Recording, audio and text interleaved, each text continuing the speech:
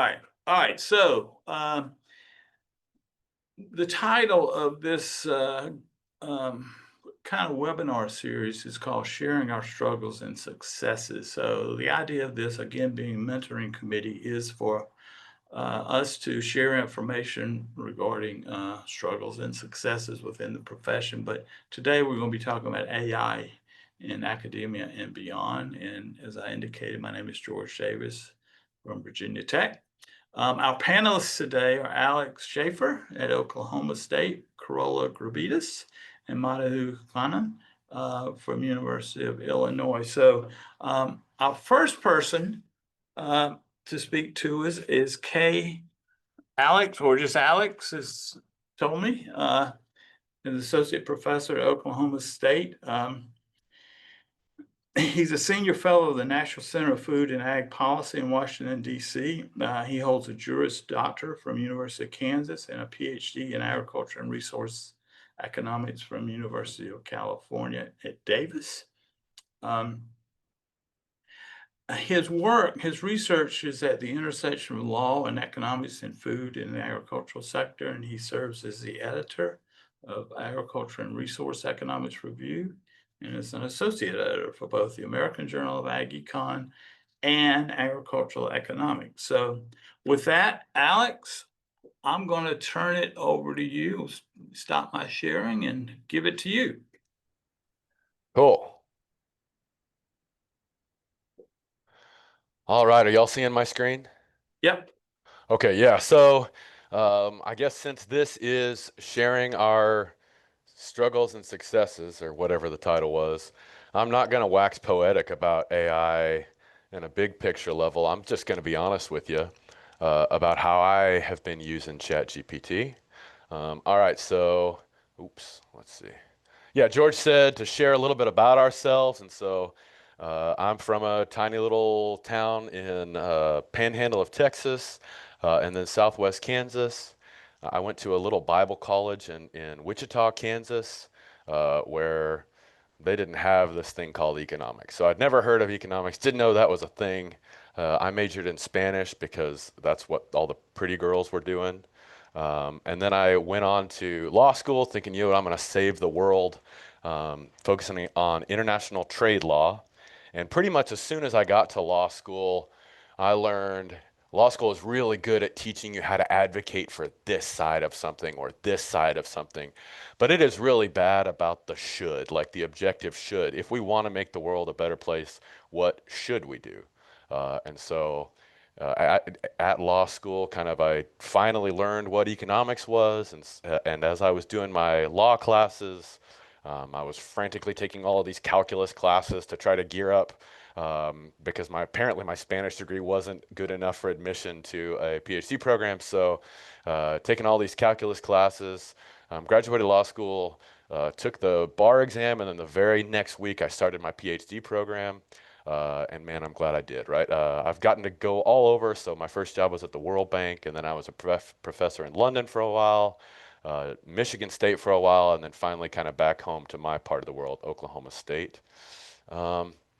George asked us to talk about some mentors that had been important to us. And I think, if I'm completely honest about my kind of career trajectory and career development, it wasn't like a top-down mentor. It was my cohort at UC Davis. These were people who had studied economics, ag econ before, knew what they were talking about, and helped me learn how to think, how to code. And I've gone on to publish with them, I'd say, for the majority of my research. So I'm really thankful for them. All right, so at the same time, I'm really thankful for them. I used to be more thankful, but George sent out this announcement saying, hey, we got this mentorship workshop. It's Aleks Schaefer, Carola Grebitus, and Madhu Khanna. And just about everyone that I've ever met texted me and said, why the heck are you on this panel? Which made me feel great about myself. And so I would like to now answer that definitively for all those who have asked. And the correct answer to that is the next slide here. I don't know. I don't know why they asked me to be on this panel, but I am very honored to be participating. If I am completely honest, I think it's because a couple years ago, We wrote an early paper, kind of ChatGPT and some of these programs had just come out, and we had sort of this moral panic of, oh no, if we have ChatGPT, students aren't going to learn anymore, and they're going to be using this stuff to make up essays, and they're not going to develop writing skills or thinking skills, and the world's going to fall apart. So we decided to do a little experiment to test that, where we took a repository of historical kind of essay-based answers from a real class, and then had ChatGPT 3.5, so an earlier version of that, answer those prompts, and then on a blind basis had some instructors grade those exams. And we did find that ChatGPT, even that early model, was good enough to receive an A, whereas the average kind of student-generated response was a B. So this was a long time ago. We know AI has gotten a lot better, but also my perspective of AI has really evolved. So I used to be really focused on those risks, and I think that those risks are really still real, but I think kind of in practice, my guess is that Carola and Madhu are going to disagree with me, but I think in practice, maybe those risks are not as big as I expected. I think students do want to learn how to do this stuff. They don't want to just skate by. They do want to develop these skills. And in that context, some of the AI tools that my kids are using, that kids in this college are using, are hugely beneficial for tailored, kind of person-to-person tailored learning, and they have been really, really productive in my own life and research. So that's the part I'm transitioning to, is the how have I used it in my own life and research. And I just want to be honest with you that I feel super vulnerable in doing that, because at least in my office, it's still a little bit taboo to kind of admit that you're using ChatGPT or these AIs to do some of your work. Uh, yeah, it feels professionally risky, but I do want to be honest about how I'm using it, because I truly believe it has made me a better researcher, a better writer, and a better teacher. So let's do that. So my first stop in this, Alex, how have you been using ChatGPT for your work, research, extension, education? Well, I said, hey, ChatGPT, why don't you look through all of the threads that I have had with you, and can you summarize for me how I have used ChatGPT for these things? And it said, yeah. And it gave me some answers. So here is the output from ChatGPT. It says, you, Alex, use ChatGPT kind of as this personalized chief of staff for managing your workload, and then also as a research assistant to refine, polish, structure, and strengthen the stuff that you're working on. I use it, and this is right, for rapid iteration. So if I don't like a version of something, I get it to generate something, and I say, but this isn't perfect. Can you change that? So then I get it to generate again and again until it really fits kind of what I'm working on, kind of what substance am I using it for, emails, helping me write tailored letters of recommendation, kind of memories, memos, summaries, outlines. This is ways that ChatGPT really reduces the costs, the transaction costs of my job, to give me time to focus on the kind of the big picture thinking stuff, and sort of swing for the fences, be brave in some of the research projects that I'm working on, the grant applications that I'm submitted, rather than worrying about making the safer bet because of all that time. That the reduction of that time lets me focus on some of these kind of lower probability big swings. I can use it to think through problems as a conceptual sparring partner, and I really do use it in all kinds of domains, really, of my whole life, right? So outreach, teaching, administration, creativity, and then just helping me manage Alex. Okay, and just here's some bullet points to be a little bit more specific about some of that. It's I come up with an idea and it helps me think through, well, is this the dumbest thing you've ever heard, or does this have some legs? Is this something worth investigating? So sometimes I've got a conceptual framework kind of in my mind, but it's not clear. And so if I can think through this out loud or with my fingers with ChatGPT, it helps me really clarify what the mechanism that I'm investigating is. It helps me clean up writing that's not very precise. And then, sometimes I get siloed in terms of the specific identification strategy that I'm interested in. It can take away some of those blinders to say, hey, well, have you thought about this as a robustness check or some other avenues?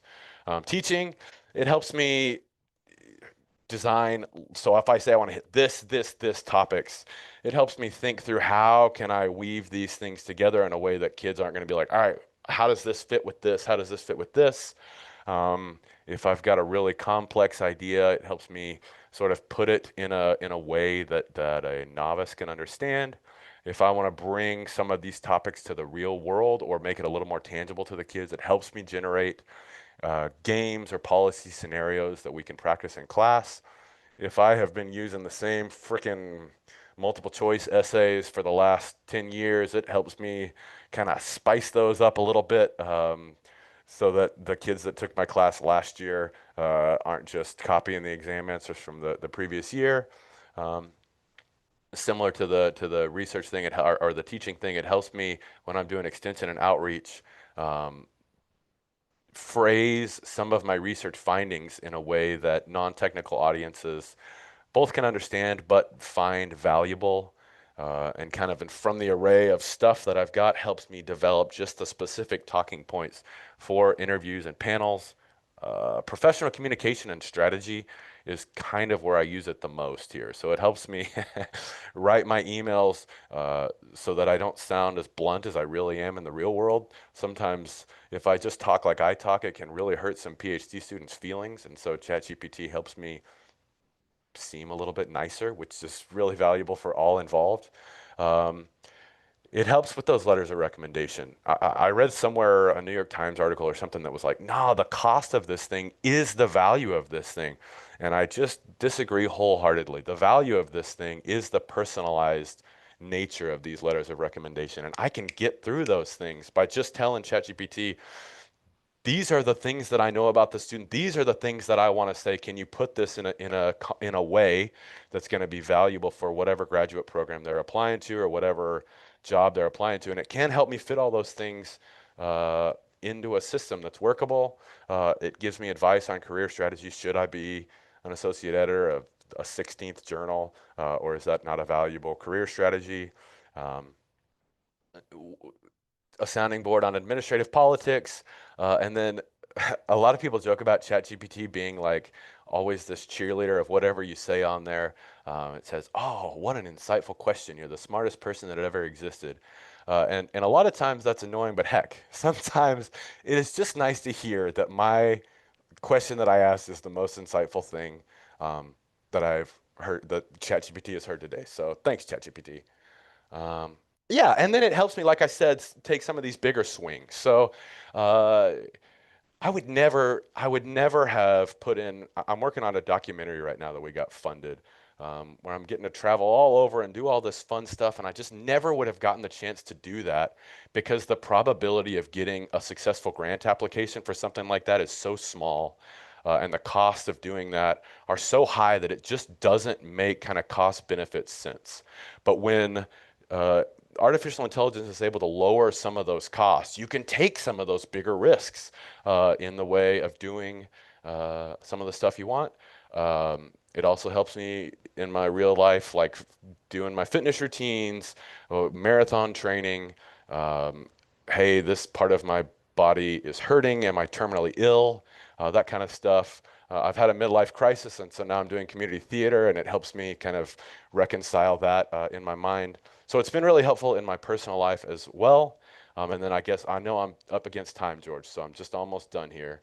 What I don't use AI for, um, and I don't use it in that sort of moral panic worry that oh my gosh, we're going to stop thinking. Uh, I use AI to avoid the stuff that's the monotonous non-thinking parts of my job so that I can spend more of that time on the thinking parts of my job in a way that I've found really enjoyable. I don't use ChatGPT for literature reviews just because it's awful at it. And I guess one of the moral panics that I'm still having in ChatGPT or Claude or whatever one of these we're talking about, is vibe coding. Vibe coding is this concept that you'll tell ChatGPT, hey, generate some R code. I want to run this regression and I want to do this, this, this. And then ChatGPT will spit out like a wall of code to do that. And it'll generate and it'll run and it'll give you results. Because I'm ancient, I've been working on code for a long time, and so I can kind of understand, make sense of some of the code that it's writing.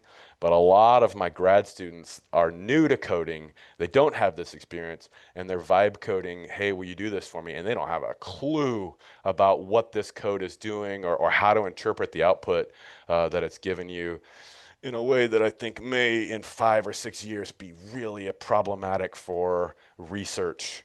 And sort of their research development and the credibility of the research that we're doing. So that's a thing that I'm worried about. I think that's the last slide. And this is my name and my email address. All right, Alex. Well, thank you very much. That has actually, for me, generated several questions already, especially with respect to your hobbies.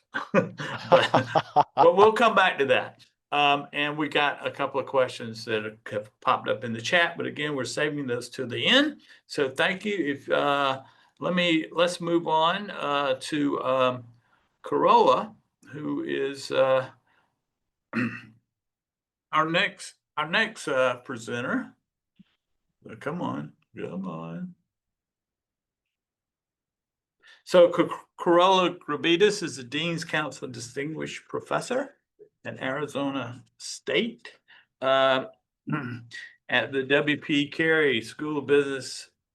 Her research applies various methods ranging from experimental auctions to choice experiments to eye tracking and taste test. Her current research includes consumer preferences for imperfect foods and the effect of mindfulness on health food choices, willingness to pay for domestic and imported beef, and the influence of food labeling on purchase decisions. She has published in the AAEA, Business Strategy and the Environment, the European Journal of Marketing, and has been recognized for her efforts in teaching, research, and outreach with awards such as and Carola, you'll have to get the pronunciation on this one for me, the Huzing Award for Undergraduate Service to Students, the Centennial Professor Award, and the W.P. Carey Dean's Mid-Career Research Award. So, Carola, thank you, and I am turning it over to you.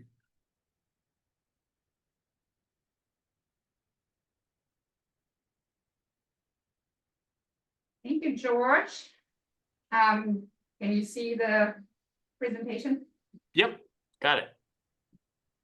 Okay. So when George prepped us what to do, one of the things he threw out there was like, why agribusiness? And that could be a book. So I'll make that short. I love food, and I've always loved food, at least looking at this picture. And I love baking and eating, and in my research, I love looking at food labels and everything related to food. And I still like the occasional baking the occasional cake. And but for the actual journey, because I like food so much, my first degree was actually in food science, which since this is the mentoring. Sometimes that still haunts me because my degree was not in agricultural economics, it was in food science. But it motivated me to look more into food economics. We had some classes on food marketing, home economics. And so between the bachelor and the master, I switched from food science to food and home economics, and then did my PhD in agricultural marketing. And I did all of that at University in Germany, and there's a picture of Jutta Rosen, whom you probably know. She's an AAEA fellow. Jutta was a professor at Kiel University while I did my PhD there, and she's now a professor at Munich University. We are still collaborating a lot, but what was important at that stage was that she suggested that I probably go to Iowa State and be a visiting scholar there with Helen Jensen. So Helen became my next mentor, or also one of the many people who have mentored me. And that's really how I got introduced to the American system, the American academic system. And I think it was already at that point where I was like, I kind of like it better here the way than it is in Germany. And so I tried to find a job, and I became a postdoc first at Iowa State and then at University of Alberta. And there's Ellen Goddard, who also joined the club of my mentors. And I really tried to get a tenure track position in the US, but I didn't have an American degree. So I had to go back to Germany. And I was assistant professor for 5 years at Bonn University. There's Monica Hartmann. She was my boss. She was a department head where I worked. And she also was very influential in my career from assistant professor stage on. And so it took another 5 years until I got a job at Arizona State University. And there's George. Because when I started at ASU in 2012, I was able to get into the AAEA mentoring program, and George was my mentor. And back then the program was 1 year, and George talked to me every month. And he's still talking to me a lot, but that was so helpful because I didn't grow up in the American system. I didn't really know how it works here, what to pay attention to. And then there are Jason Lusk and Rudy Naiga, who already started research with me while I was at Bonn. Jason was my mentor in the Sylvia Lane mentoring program. So this is just a brief snapshot of my mentors, and there are many more. But I think in this job, it's so important that you have mentors that you can trust and who can guide you, because it is a very long journey, or it can be a very long journey. And there are just a lot of things that may not be obvious to you, that you may not know. And I would be remiss not to mention Gerda Reif. She is actually my business coach. I met her when I was in Bonn. I was in a female mentoring program there. I met her around 2008, 2009. And she is a coach specifically for academia. And I still talk to her. Sometimes once a month, we just have these coachings.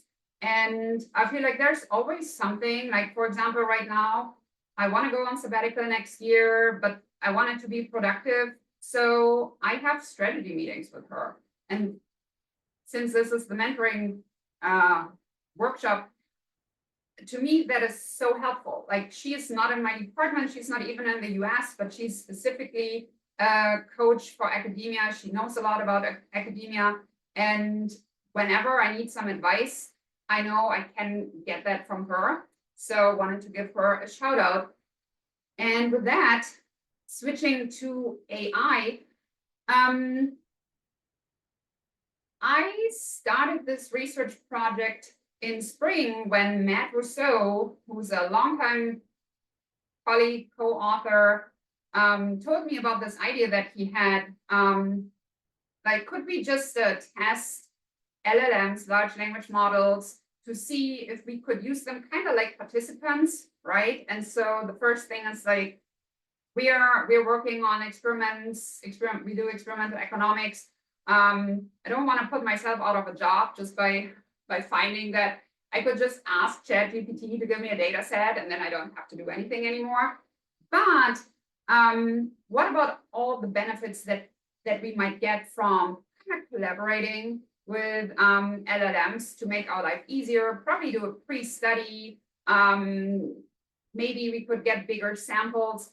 So Matt had this idea. At that point, I actually had not really started using ChatGPT. So I also felt like that could be an incentive to really get me started, look more into that. So together with Jake Corrigan, we worked on this paper, and I just want to give you like an idea of like what we did, and then maybe you get your own research ideas from that. So when we started there, and I think still there has been no assessment on whether we could LLMs to help do some experimental auctions. I do a lot of discrete choice experiments, so that will be my next project. Maybe we can use LLMs to help with that, to assist with that, because these are methods that we use a lot in ag econ. And it's an important question because when we conduct studies, whether that's in the lab or online, that can be very expensive. It takes a lot of time. You have to pay the participants. So what if I was able to do a lab experiment with 100 people, but I don't just want to say something about what's going on in Mesa, Arizona. I want to say what's going on in the US, right? Maybe when I have my small sample, maybe I could use ChatGPT to get a broader data set. Maybe that's possible. So that's our study. How well can LLMs emulate human bidding behavior?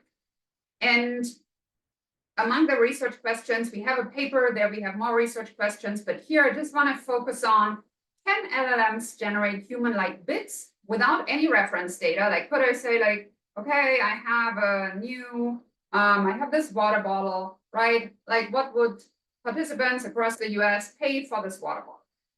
And we want to test that, and then we want to know what happens if we could provide some reference data, because if I can do my lab experiment, I would have some reference data. I could give that to ChatGPT and say, like, okay, this is happening in Arizona. How would that look for the US? And our experimental design is that we have a 3x3 design. So we test 3 LLMs, then we test 3 reference levels. We have no seed data, we have 10% seed data and 20% seed data. And the experiment that I want to show you, just as a brief overview, is an experiment that we did in the US where we have human data. The way we did that is that we uploaded our experiment instructions, just exactly the instructions that the participants in the lab got. Then we provided the participant demographics of our sample. Then we provided the reference bids, either none or 10% or 20%. And then we prompt for the new bids generated by the LLM. We export the data and we analyze it. So here's the auction I want to show you. This was a coffee auction. Our data set is actually data from 107 US participants. This was a non-hypothetical auction. So the participant who won actually had to pay money. We used 6 labeled coffee bags where we tested, for example, a fair trade, certified coffee, direct trade, USDA organic, or Rainforest Alliance. And then we gave the LLMs the participant information and the auction instructions and asked to complete the bids, either for all participants, 90% or 80%, depending on the reference data. We used ChatGPT, Google Gemini, and Claude just to see, are there any differences depending on the LLM? And let me show you the results. If you want to play along, you can tell me in a minute if you think ChatGPT can give us accurate data. So here you see the bid in dollars per coffee bag. We have the conventional, the direct trade, fair trade, certified, and so on. And these are the original data. So now you want to put that in the chat. Do you think without any reference data, ChatGPT can generate average bids? And mind you, the data we got was really per participant that we input, but just let me know if you think that ChatGPT can actually come up with comparable bids. And Georgia did not pay attention at all to the time, so you have to stop me. You got a couple of minutes left, so I'm going to guess. I'm going to speak for everybody. I don't see anybody put anything in the chat. I'm going to guess it's going to probably surprise me and do better than I think it would be able to. Okay, so here's somebody.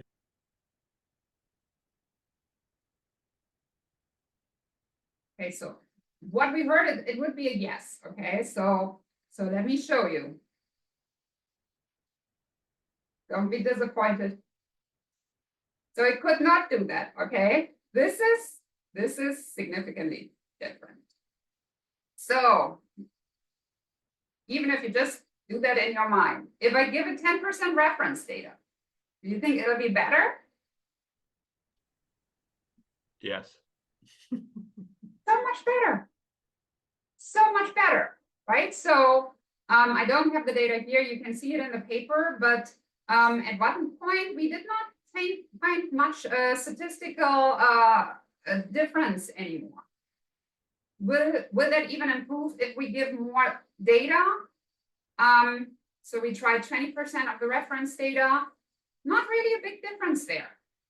So that was the first one we tested. That was ChatGPT.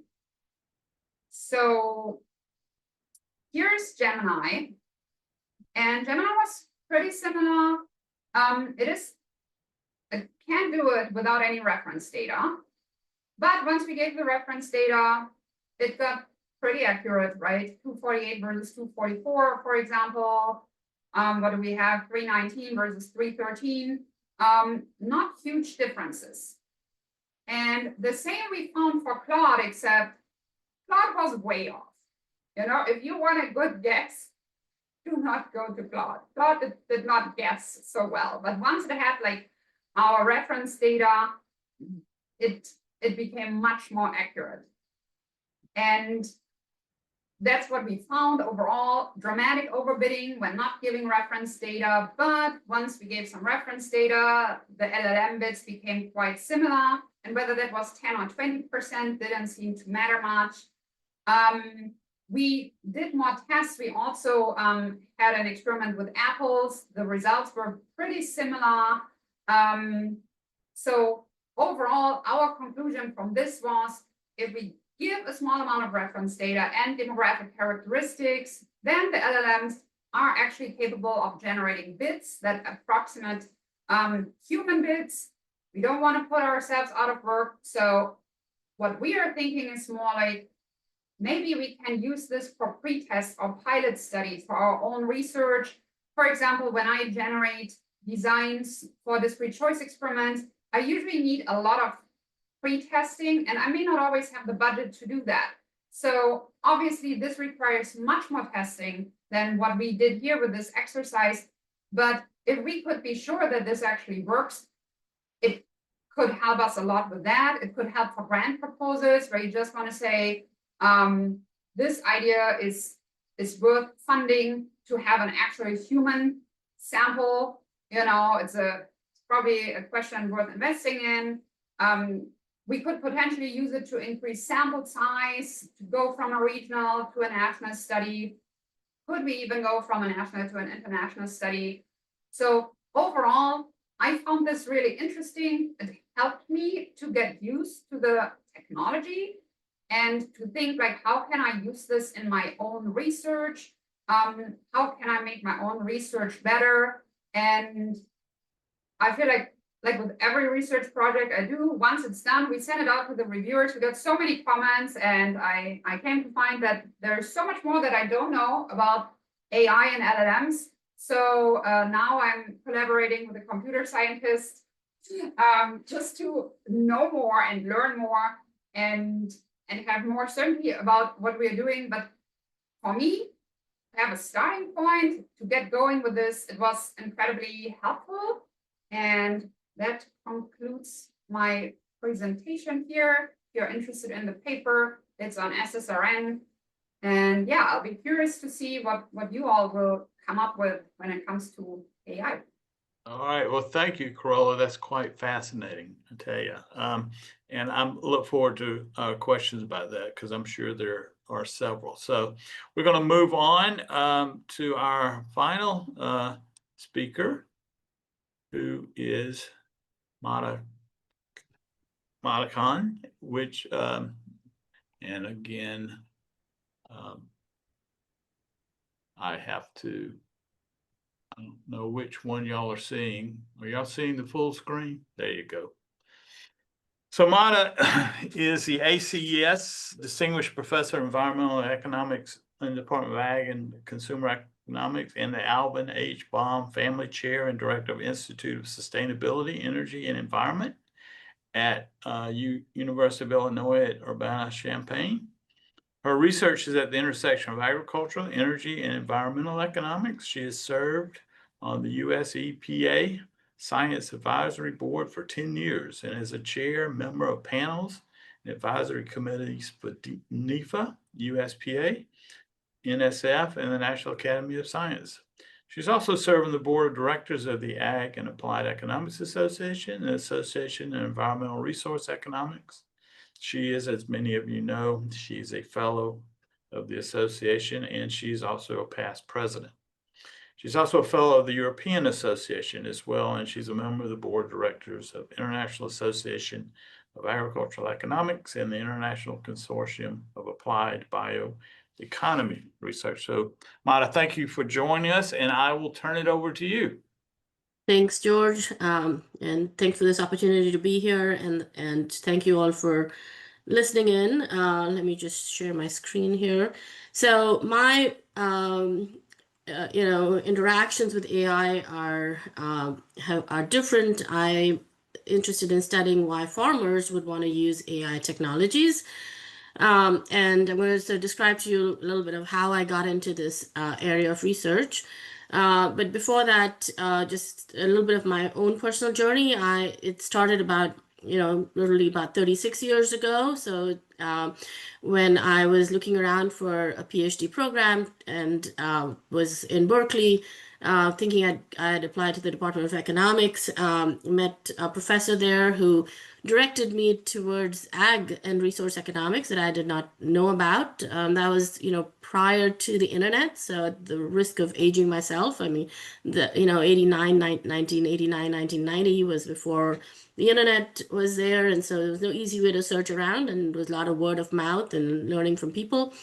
And so that's where I, discovered that that's the kind of stuff that I wanted to study. And as an international student, it was a place easier to get funding and so on. So it was a bit of a serendipitous entry into ag econ. But and then just on a personal note, something that is not on my resume is that just around the time that I was applying and about to get admission and all of that, I also discovered that I was expecting our first daughter. So it was, the struggles and the successes kind of were going hand in hand from the very first, from the very beginning, and wanting to do both, have a family and do a PhD. I proceeded. My daughter was born about 10 days before I started the PhD program at Berkeley. So, they're both August, and there I was in about 10 days from the hospital onto the wooden chairs in the classrooms at Berkeley, learning about microeconomics. I was fortunate enough to get fellowships. And so I didn't have to do the research assistance, which was a great saving of time. And then it was only really in the summer that I was looking around for some research assistantship and encountered David Zolberman, who took me on, and it was through my work with him and that he became my mentor and really in some ways has been more than just a mentor. He became the kind of life coach that Carola was describing to you. I had to go back to India for family reasons and also do some field work and so on, and I had no clue after my second year, what exactly I was doing. And he would talk to me on the phone. And at that time, phone calls internationally were just, so expensive. Every minute was like $20 or something. But he would spend an hour talking with me about what I should, the research issues and so on. So, so it's just been somebody who's kind of helped me through. And I think you need that kind of relationship with your mentor, which is sort of goes beyond, it becomes almost, it's a lifelong relationship. And so it was really through my work with him that he was working a lot on irrigation. You know, he does a lot of work on technology adoption. One of the things he'd been working on was irrigation technologies, and that's a research project that I was hired to work with him on. And so in working with him, you know, that whole idea about how these technologies, there exist these technologies that increase efficiency with which we use our inputs in agriculture or broadly, and you know, and so what are the incentives to adopt those technologies? And not only can those technologies improve you know, the efficiency of input use, but they can also increase productivity. Then, and whatever is not used by the plant is left over and becomes environmentally, you know, an environmental pollutant. And so you can really get these win-win benefits from certain technologies, irrigation being one of them, where, you know, sprinkler and drip are much more efficient and can reduce runoff and so on. But in working with him, I kind of, you know, we in our conversations, we realized that that's much more broader than just a single example. And in my dissertation, I looked at electricity generating technologies, which have very much similar features. And then got into this whole idea about nitrogen. When I came back, I mean, I finished my PhD and I was here in the Midwest. I got hired at the University of Illinois. And one of the big issues in Illinois in the Midwest is nitrogen pollution. And so we realized that kind of nitrogen suffers from exactly the same problems as irrigation, is that there's over application, runoff, and low efficiency. And so this sort of my first paper was really about how we can develop incentives to have more of this precision farming, where you apply the right input at the right time, the right you know, level, and that increases efficiency. And so you know, my initial work really started with trying to understand how we can make production agriculture more efficient. And you know, you have these potential for these win-win solutions, but yet nobody adopts them, or the low rates of adoption. And so a lot of my early research really focused on what are the incentives, why, you know, what are the barriers, and there's lots of behavioral reasons and you know, economic reasons why adoption doesn't occur, and so on.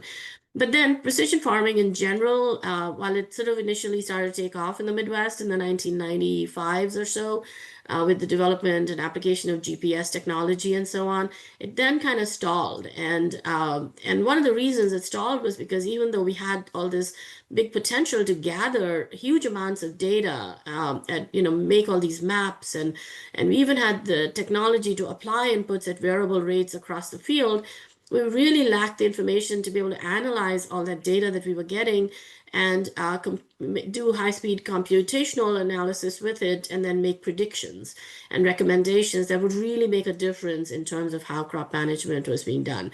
And that lack of that knowledge was, I think, a key factor why farmers were not seeing the benefits and there wasn't enough incentive to adopt. And so, so you know, I had this research. It was it had been done. I moved on to do some other related research, and then had an opportunity to organize a stakeholder event. And because of my interest in this whole nitrogen, you know, runoff challenge and the hypoxia problem in the Gulf, because of that, I organized a stakeholder event on trying to understand people's perspectives on why, you know, why don't we do better and adopt these technologies and so on. And then I was, you know, through various events, I led this perspective paper on that got published in Nature Sustainability on how can we harness emerging technologies and to reduce the Gulf hypoxia. And so, you know, along the way around in 2020, you know, there was a group of people. So there was a big call by NSF and NIFA to sort of submit proposals to, you know, these $20 million proposals on how AI could be applied in agriculture. And a group of people from my university, essentially computer scientists, were, you know, had a networking event to sort of seed some ideas about putting this proposal together. And which is something sort of I don't always, I don't do enough of, is to go to these types of networking events, but I did go to that one because I was sort of excited with the possibilities. And then the other thing I don't do is to try, is very good at doing is sort of selling myself. But this one exception, I did carry this paper with me, which is really just a 2,000 word, paper, and gave it to the people, the guy who was kind of the lead. And he got really excited about it. And so, long story short, I was asked to be one of the leads on the technology adoption public policy thrust of that proposal, and that proposal got funded. And so I was now in this project that was, I was the only economist, and there were computer scientists and agriculture engineers, essentially, and soil scientists and others. And the good thing about that was that, nobody quite understood, where the economics would apply and all of that. And neither did I. I mean, I was sort of just beginning to even learn about what the technologies were. But the good thing was that there was a lot of leeway for me to figure out and to develop my own kind of research ideas and to see how economics could contribute to that. And so there was no predefined role for me, which sometimes we worry about when we're asked to participate in these interdisciplinary projects, is that, well, are we just there to put the dollar figures against things that the other sciences are doing? And here it was, I could design and define my own research. So essentially, the key things with AI in the context of agriculture is that it really addresses two major challenges that agriculture faces. And the first is that there's this incredible spatial heterogeneity in the field. Even at a subfield level, there's so much heterogeneity that if we don't manage that, we're really giving up on productivity gains and so on. And the second big problem is labor shortages and the need that we cannot do things that are sustainable, but that require that time and effort and labor. It's too costly, and so they're not often done, and we apply inputs uniformly, and we do spraying of pesticides and herbicides, and in the process they are contaminating the environment, but also not benefiting the crops. So AI helps to overcome both of those. It can really provide the understanding of how to respond to spatial variability, and in a much better way, reduce uncertainty of crop management decisions. It also provides these robotics and autonomy that can save labor time and be more site-specific and precise and so on. And so those are the aspects that appealed to me, we sort of started to work on that. But, I was really interested in sort of seeing what is it about. I mean, is AI just another technology? We've looked, we have a large literature on technology adoption, or is there something that's going to be fundamentally different about these AI technologies? And what that means, really importantly, for economic modeling and for analyzing adoption decisions. And so do we, as economists, need to develop new models for how we understand technology adoption? And there are several things that are going to be actually very different. Some of these are just emerging and not quite there, but we can see the trajectory. And here are sort of the top three things, which is that these AI-enabled technologies have their own objective function. They are developed with an objective function, and that may or may not be the same as a farmer's objective function, and you have to know that in order to look at how the technology will perform. The second is that in the future, and already beginning, AI technologies will have a learning capability. They will get better with training and with customization, and so it's not the static technology that you adopt knowing how it's going to perform. It will keep improving, and so how do you take that into account? And then the third thing is there's a black box nature. You get a recommendation from it. You really don't know what all went into it as a user, and so you have to either trust it or not, and that poses a whole different question that's different from a typical technology where you know what the technology is going to give you. So there's lots of new barriers to adoption, lots of new issues that we would need to study. And so that led to this paper that we published last year in Annual Review, looking at this issue of how does it need to change the way that economists study technology adoption, and what's going to drive the incentives for farmers that, was really interesting to work on. Just some examples. I mean, this is one of the like a weeding robot. This is an early prototype, and it can go in mechanically underneath the canopy of corn, soybean plants and pull out weeds without using herbicides and deal with the problem of herbicide resistance, which is something that is a major problem that is growing. So trying to understand, what the incentives for farmers would be of adopting this. And so that led to this thing that it's not just, again, like, should you adopt a robot or not? And as simple as that. There's a whole series of questions that come up because you have now many of these small robots. Farmers will need to adopt a swarm of robots and manage those. There's questions of how frequently to send them, how many to have. And in order to do that, we then ended up having to understand how weeds grow, how resistance grows, and what the weed ecology is. And then issues about whether they're going to own or rent. So it really opened the doors to a whole set of new questions that, we had not thought of before that are very specific to the types of technologies. And as fortunate enough to be able to find, although starting off as the only economist in this group, I got a PhD student interested in it, and then a colleague of mine, Shadi Atala, who then helped to provide a little bit of critical mass to move this research forward. The other big example that we've been studying on is cover cropping is a big issue, the lack of cover cropping by farmers. And so this was an automatic, it's a robot that can basically, you can put the seeds in it and it can go into and plant the cover crop while the corn and soybean is still standing. So you don't have to wait till after harvest when the field is bare to do the planting. You can do this ahead of time. And so you can see from these pictures on the right, if you do it in like July or August, and you plant the cover crop in warm season, it's much better established than if you wait till October, November to do this.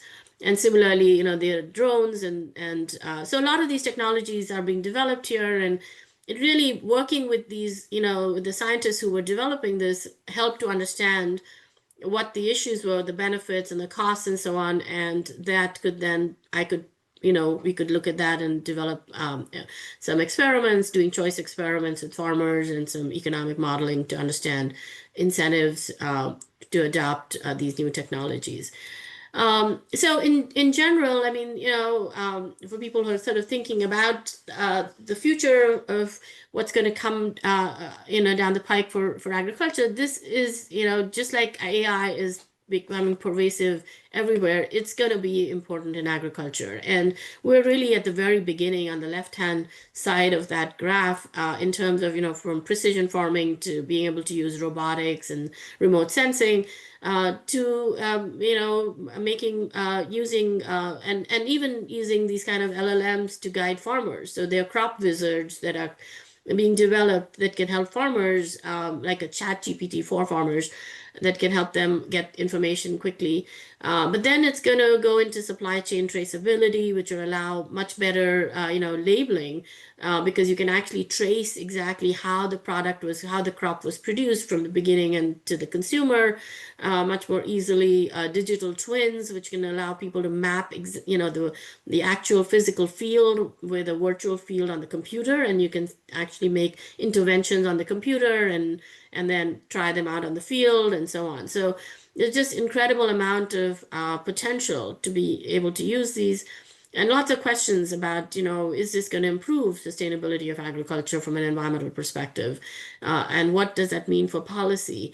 There's, of course, a number of risks associated with this, risks of cyber attacks and accidents and risk to human safety. And of course, underlying all of this data revolution, AI revolution, is the fact that we need data centers that are themselves going to be a big risk to our, increased greenhouse gas emissions and so on.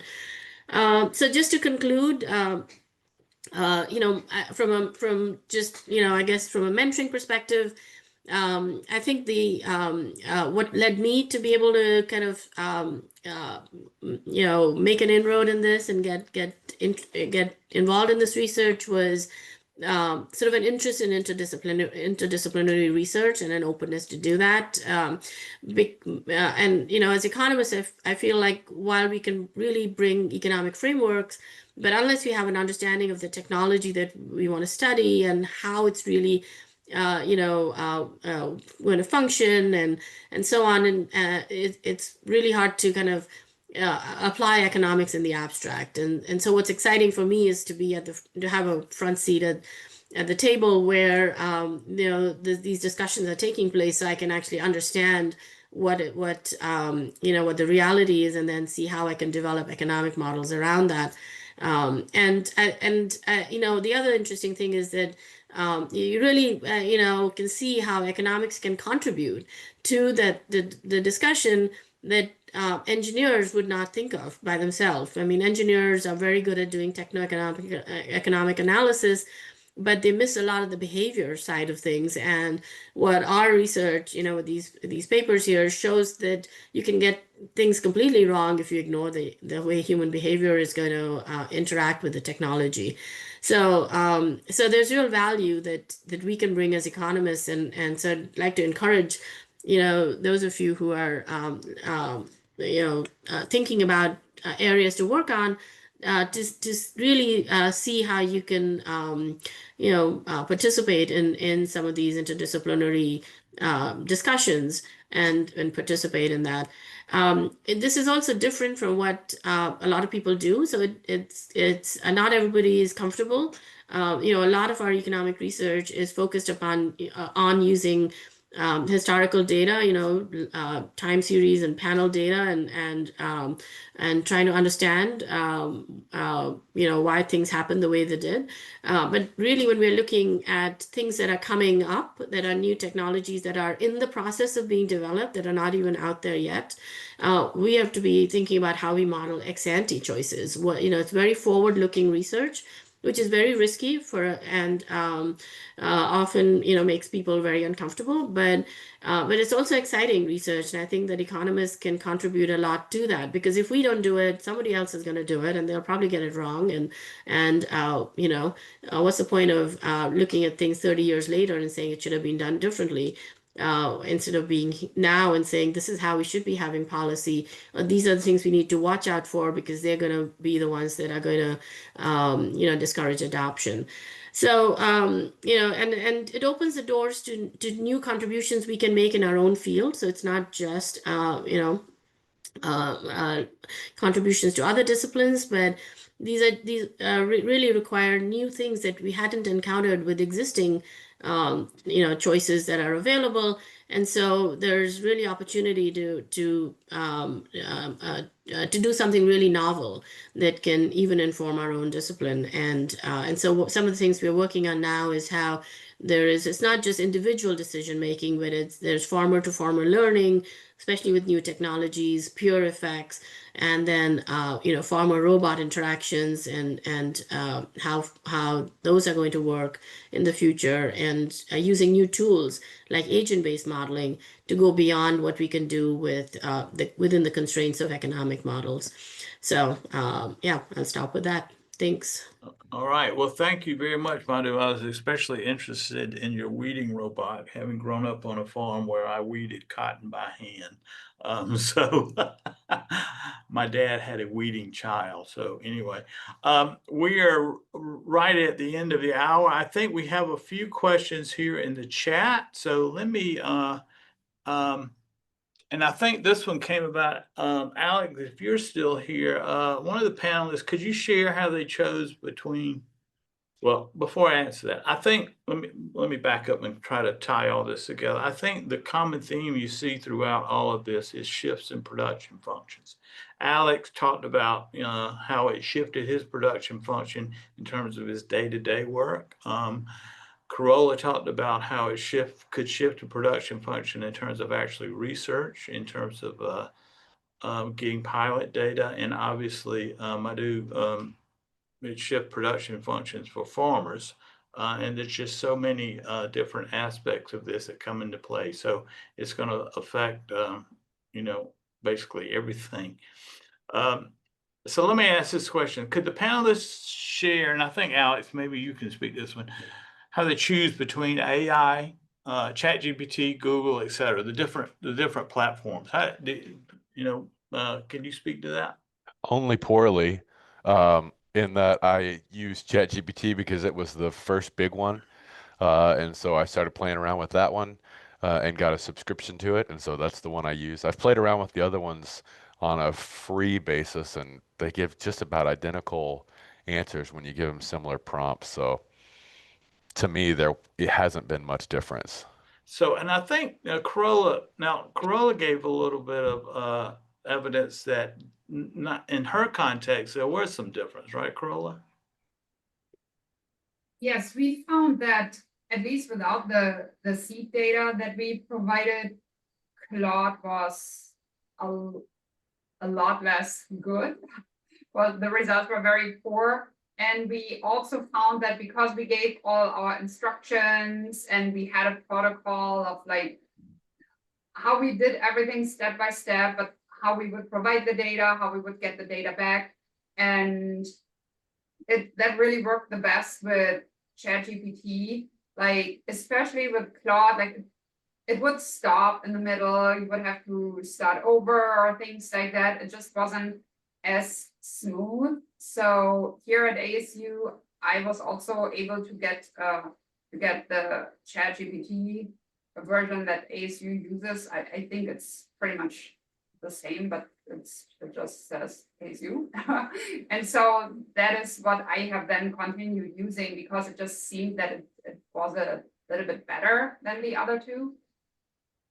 Yeah. So I think probably it's safe to say that it depends on the application and the question. All right. That's somewhat of a non-answer. Let's move on to another question here, which is this is actually with respect to the publication process. I'm curious about the way to approach the requirement that some journals have to acknowledge the use of AI, especially given that even MS Word and Explorers have AI assistants now. So I don't know what you all's experience has been with that. I think most journals now have a guidelines or procedures for about AI. Can anyone speak to that?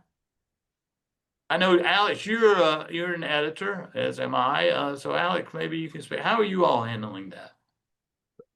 Okay, so there are a few different answers to that. One is, as an editor, I think I've only seen one paper that I've been an editor for that has declared a use, but I use it a lot, and I'm pretty good at recognizing what's an AI generated thing, and I see it on approximately 90% of the papers that come by, right? Just the way that the sentences are structured, you kind of start recognizing the patterns, some of the words that they use.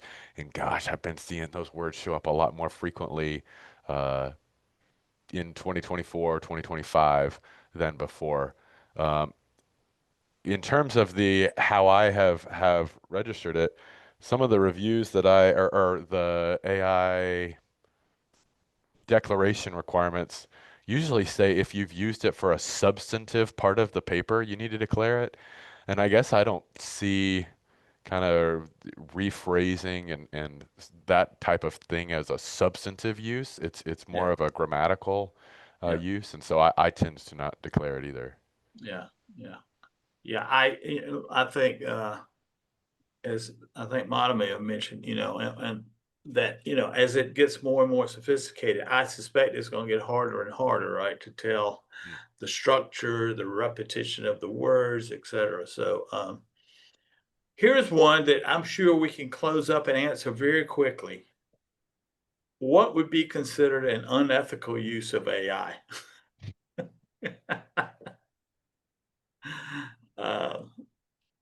Anybody want to tackle that one?